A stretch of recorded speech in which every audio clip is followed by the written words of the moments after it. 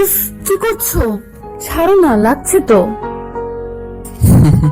না, আজকে আর কোনো ছাড়াছাড়ি হবে না। অনেকদিন পর তোমাকে কাছে পেয়েছি, আজকে মন ভরে আদর করব। তুমি কি আদর করছো নাকি সুড়সুড়ি দিচ্ছ? আমার সুড়সুড়ি লাগছে। ওকে জান, আর লাগবে না, এখন ঠিকঠাক মতো করব। এই বলে ঈশান তুষিকে আবারও আদর করতে লাগলো। এতক্ষণও তুষির শরীরের প্রত্যেকটা জায়গায় কিস করছিল, কিন্তু তুষির নাকি সুরসুরি লাগে। তাই ঈশান এবার কিসের সাথে ছোট ছোট বাইট দিচ্ছিল, যার জন্য তুষির ব্যথা লাগছিল। আর ঈশান, কি করছো? ব্যথা লাগছে তো। আবার কি হলো জান? তুমি কি আমাকে মেরে ফেলবে নাকি? এমন বলছো কেন? তাহলে ফাজিল ছেলে, কামড় দিচ্ছ কেন? আমি ব্যথা পাই তো। আরে বাবা, কামড় দিলাম কোথায়? এইটাকে তো আদর বলে। এইভাবে কেউ আদর করে? আমাকে ব্যথা দিয়ে আদর করা হচ্ছে। তুমি না ঠিক মতো আদরও করতে পারো না। তাই তাহলে তুমি আমাকে শিখিয়ে দাও। আমি জানি না, আমি কি আগে কখনো আদর খেয়েছি নাকি? তাহলে বুঝলে কিভাবে যে এইভাবে আদর করে না? আদর করলে তো ব্যথা লাগার কথা না, তাহলে তুমি আদর করলে আমি ব্যথা পাচ্ছি কেন? আরে বাবা, প্রথম প্রথম আদর করলে একটু ব্যথা হয়, কিন্তু পরে ঠিক হয়ে যায়। চাই না আমার এমন আদর, ছাড়ো আমাকে। এই বলে তুষি নিজেকে ছাড়িয়ে নেওয়ার চেষ্টা করলো। জান, এরকম করছো কেন? তুই জানো না বাসর রাতে কি করতে হয়? না, জানি না কি হয়। স্বামী তার স্ত্রীকে আদর করে, কিন্তু তুমি তো আমাকে আদরই করতে দিচ্ছ না। চাই না আমার এমন আদর। বিয়ের আগেও আমার থেকে দূরে থেকেছো, আর এখনো তাই করছো। কবে আমাকে বুঝতে পারবে বলো তো? জানি না, কিন্তু আমার এমন আদর চাই না। সত্যি তো? আমাকে একটু ভালোবাসো না তুমি? ঈশানের কথায় তুষি নিশ্চুপ হয়ে রইল। তখন ঈশান আবারও ওর ঘাড়ে গলায় কিস করতে লাগলো, কিন্তু কেন জানি না তুষির ঈশানের স্পর্শগুলো অসহ্যকর লাগছিল। তাই ওকে ছাড়িয়ে নেওয়ার চেষ্টা করতে লাগলো। ঈশানের এবার বেশ রাগ হচ্ছিল, তাই ও তুষিকে ছেড়ে দিল। তারপর ওর থেকে মুখ ফিরিয়ে নিয়ে বলল, আমার ভালোবাসাটাকে তোমার অসহ্যকর মনে হচ্ছে তো? আচ্ছা ঠিক আছে, আমি আর তোমাকে কখনো আদর করব না। কে বলেছে আমাকে আদর করতে? চাই না আমার তোমার এমন আদর। তুষির কথাতে ঈশান বেশ কষ্ট পেল। বুঝতে পারলো যে তুষি শুধু ওর পরিবারের কথাতে ওকে বিয়েটা করেছে। ঈশান বিছানা ছেড়ে উঠে ব্যালকনিতে চলে গেল। আর তুষি ভাবলো, ভাইয়া কি আমার কথাতে কষ্ট পেল? পাক, তাতে আমার কি? আমি কি ওকে বলেছিলাম এমন করে আদর করতে? আপনারা কি ভাবছেন তুষি ঈশানকে ভাইয়া বলল কেন? এই তো কয়েক ঘন্টা আগেও ঈশান তুষির সম্পর্কে খালাতো ভাই ছিল। তাই তুষির বয়স 16 বছর 3 মাস, দেখতে মারাত্মক সুন্দরী, যার জন্য অনেকগুলো ছেলে ওর পিছনে পড়েছিল। আর ঈশানও তুষিকে সেই ছোটবেলা থেকেই ভালোবাসে। কিন্তু তুষিকে শতবার বলার পরও ঈশানের ভালোবাসায় রেসপন্স করেনি ও। তুষি ছেলেদের সাথে হেসে কথা বললে বা ওকে কেউ প্রপোজ করলে ঈশান সেটা সহ্য করতে পারে না। তাই ও তুষিকে বারণ করে, কিন্তু তুষি শোনেনি। তাই ঈশান ওকে বলেছিল, তুষি, তুমি বোঝো না আমি তোমাকে কতটা ভালোবাসি, তাহলে কেন সবসময় আমাকে এড়িয়ে যাও? জানি না। অনেক বোঝানোর চেষ্টা করেছি তোমাকে, কিন্তু আর না। 2 দিনের মধ্যে আমি তোমাকে বিয়ে করে নিব। তারপর তুমি কি করে অন্য ছেলেদের সাথে কথা বলো আমি দেখবো। তোমার যা ইচ্ছে করো, আমি আমার ফ্রেন্ডদের সাথে কথা বলবোই। তো সেদিন ঈশান বাসায় এসে ভাঙচুর করতে শুরু করে দেয়। তখন আম্মু জিজ্ঞেস করে, ঈশান আব্বু, কি হয়েছে? এভাবে ভাঙচুর করছো কেন? কি হয়েছে বলো আমাকে। আম্মু, আমি তুষিকে ভালোবাসি, ওকে বিয়ে করতে চাই, আজকেই আর এক্ষুনি। কি বলছো আব্বু? আম্মু, আমি ঠিকই বলেছি, আমি ওকে বিয়ে করব। যদি তোমরা ওর সাথে আমার বিয়েটা না দাও, তাহলে আমি সবকিছু শেষ করে দিব, আর তোমরা আমাকেও হারাবে। আব্বু, তুমি কি সব বলছো? একটু শান্ত হও আর পাগলামি করো না। তোমরা ওকে আমার করে দিবে কিনা বলো, না হলে আমি উল্টোপাল্টা কিছু একটা করে ফেলবো। আব্বু, তুমি শান্ত হও, আমি তোমার আব্বুর সাথে কথা বলছি। ঈশানের আম্মু তখনই ওর আব্বুর সাথে কথা বলে ওনাকে সবটা জানালে উনি তাড়াহুড়ো করে বাসায় আসে।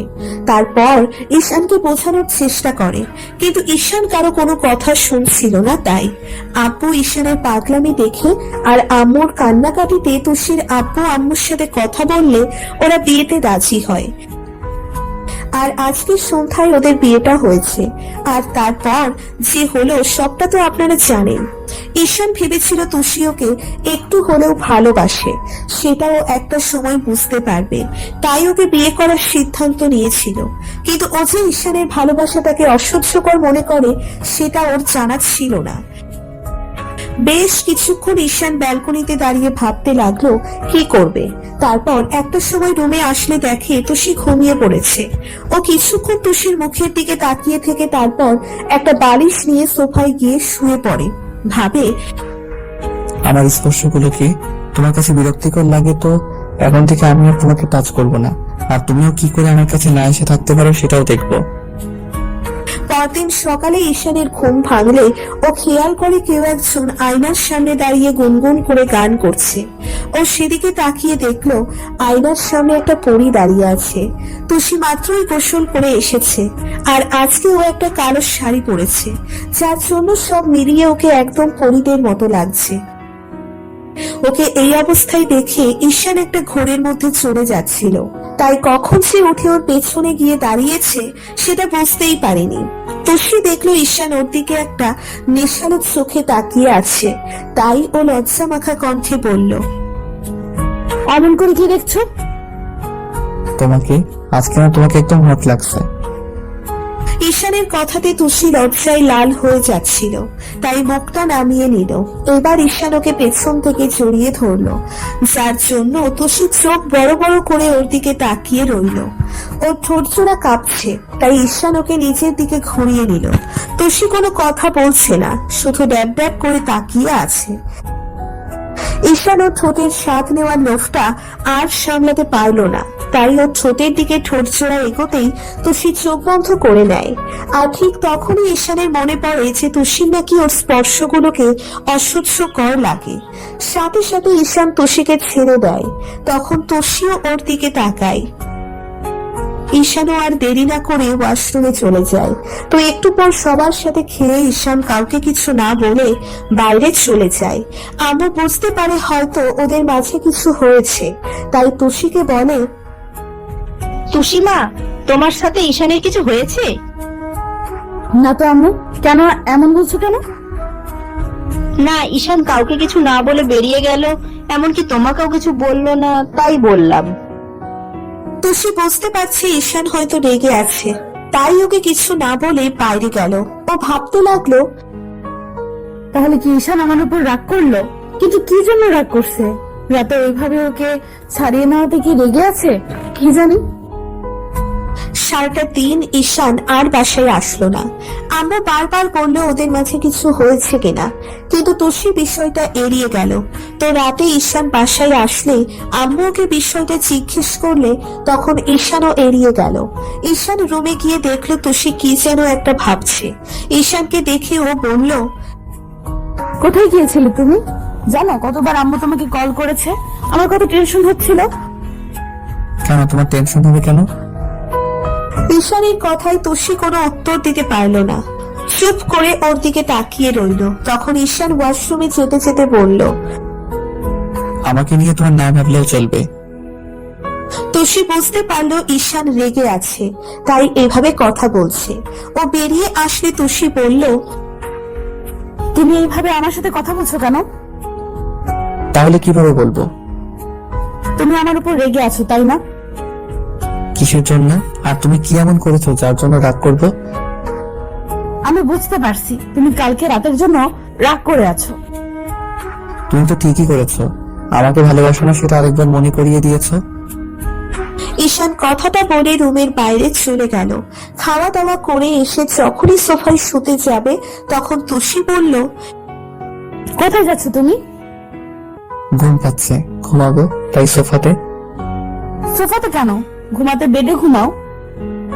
কোনো দরকার নেই, তারপর দেখা গেল তোমাকে ভুলে টাচ করে ফেলবে, তখন আবার লাথি মেরে বেডে থেকে ফেলে দিবে।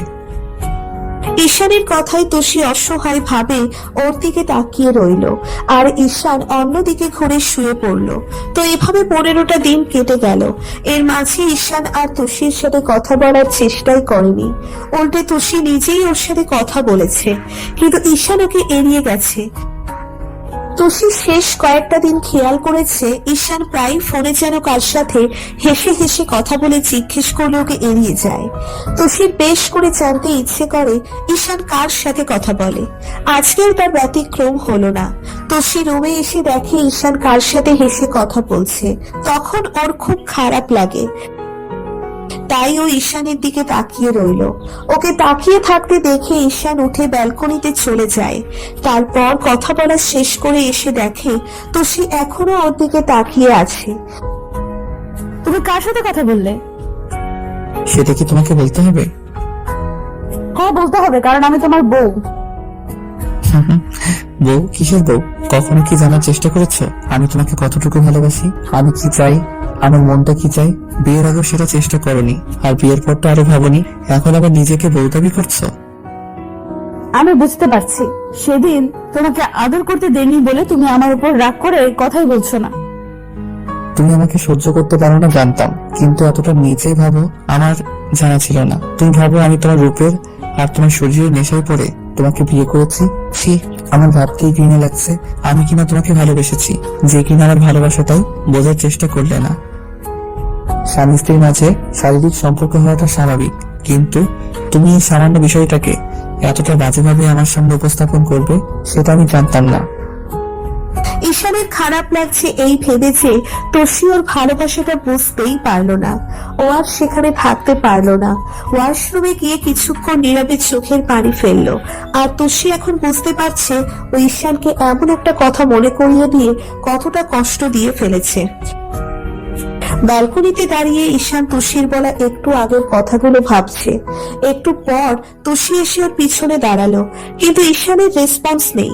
তুষির এমনিতেই খারাপ লাগছিল যে ঈশান কয়েকটা দিন ধরে ওর সাথে কথা বলে না, তারপরও ওকে এভাবে কষ্ট দিয়ে অনেক বেশি খারাপ লাগছে।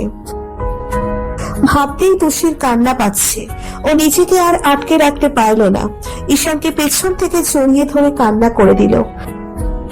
আই এম সরি ঈশান, আমার ভুল হয়ে গেছে, তখন ওইভাবে কথাটা বলতে চাইনি, প্লিজ আমাকে মাফ করে দাও। ছাড়ো আমাকে, একদম স্পর্শ করবে না।